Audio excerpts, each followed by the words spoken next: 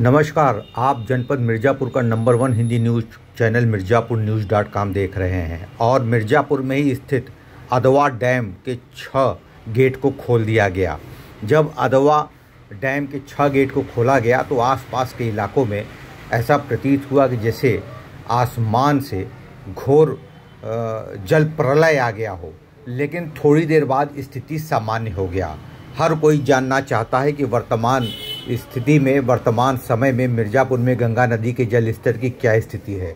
तो आपको बता दें कि आज दिनांक 19 सितंबर 2024 को सवेरे 10 बजे तक गंगा नदी का जल स्तर घट रहा है।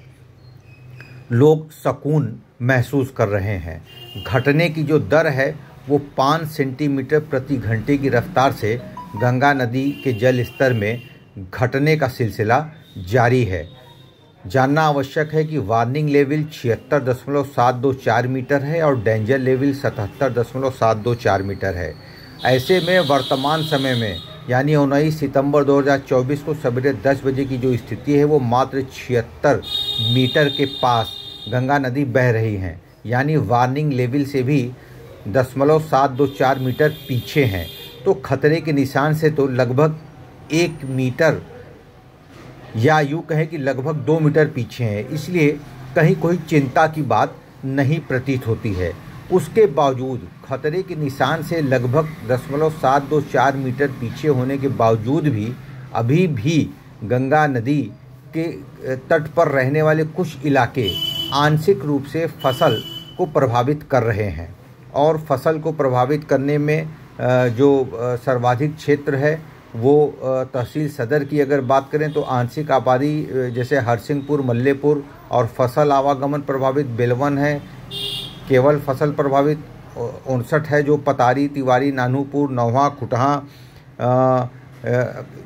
इस तरीके से है। लेकिन मिर्ज़ापुर के गंगा नदी के जल स्तर की बढ़ने की स्थिति पर पैनी नज़र पूरे पूर्वांचल की रहती है। ख़ास तौर पे वाराणसी, गाजीपुर, बलिया, मऊ आदि क्षेत्र के लोग ज़्यादा जानना चाहते हैं कि वास्तव में मिर्ज़ापुर में क्या स्थिति है। दूर दराज तक हल्ला हो गया कि मिर्ज़ापुर के हलिया थाना क्षेत्र में अधवा डैम को खोल दिया गया, जिससे बाढ़ बहुत तेज़ी से बढ़ रहा है। लेकिन अधवा डैम में चूँकि ओवरलोड हो गया था, इसलिए पानी खोलना ज़रूरी था। रात भर पानी खोले रखा गया। अब स्थिति सामान्य है। अधवा डैम भी अब सामान्य रूप से काम कर रहा है। रात भर ज़रूर खुला रखा गया, लेकिन सुबह बंद कर दिया गया। नगर में, ज़िले में, मिर्ज़ापुर में रह रहे बरसात तेज़ी से हो रहा है और पिछले 24 घंटे में मूसलाधार बरसात ने आसपास के क्षेत्र में जल जमाव की भी स्थिति पैदा कर दी है।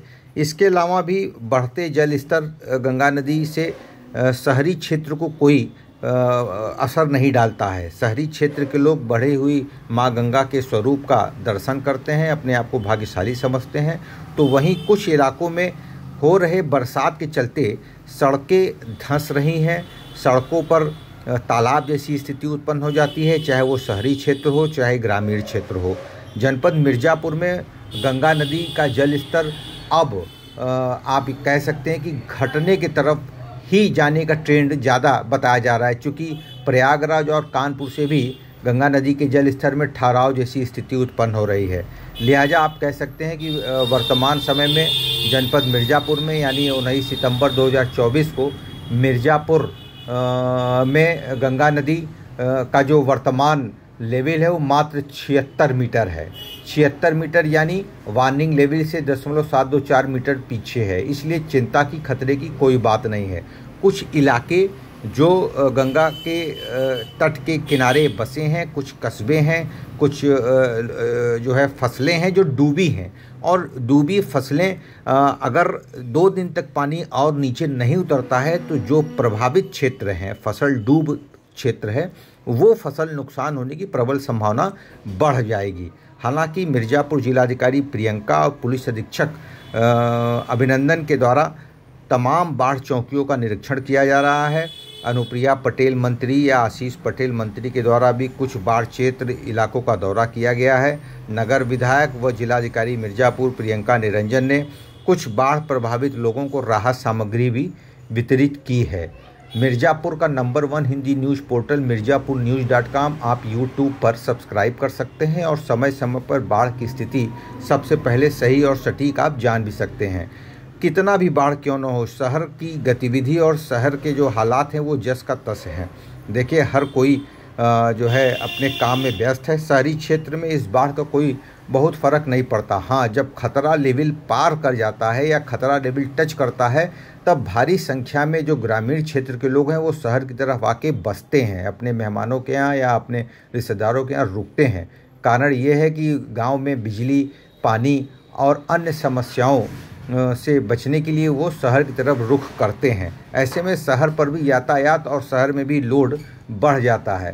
तो कुल मिला के आप ये कह सकते हैं कि इस समय जो बाढ़ प्रभावित इलाके हैं उसमें समय समय पर टीकाकरण और पशुओं के लिए डॉक्टर्स वहाँ अपनी टीम के साथ भ्रमण करते दिखाई दे रहे हैं। अगर चुनार तहसील की बात करें तो चुनार तहसील में जो फसल प्रभावित कुल 95 गांव हैं, जिसमें केशवपुर और समसपुर, भौरही, धौराहा, गांगपुर, चांदपुर, भवानीपुर, धर्मनपुर, चितराहा, रामचक, नियामतपुर, खुर्द, रामनारायणपुर, चकझोरी और दामोदर, रायपुरिया, कजिया, सरैया, सिकंदरपुर, मिलिट्री, कैलहट, भरेहटा, सझौली, जमालपुर, मैदान, बीदापुर, दोमनपुर, भागीरथीपुर, मझरा कला, पसियाही, धीरपुर उर्फ पिपराही, गोविंदपुर उर्फ धन्नूपुर, दीनानाथपुर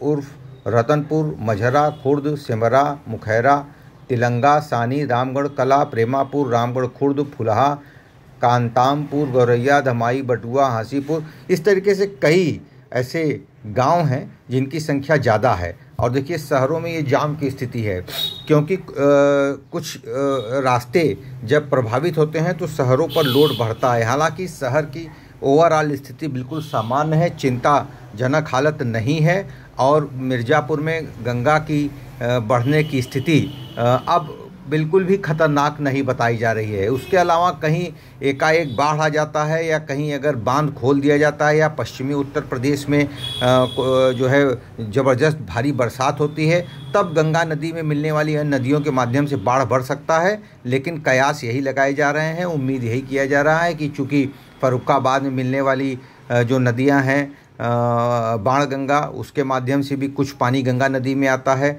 और संगम में भी, यमुना नदी में भी बहुत पानी आता है।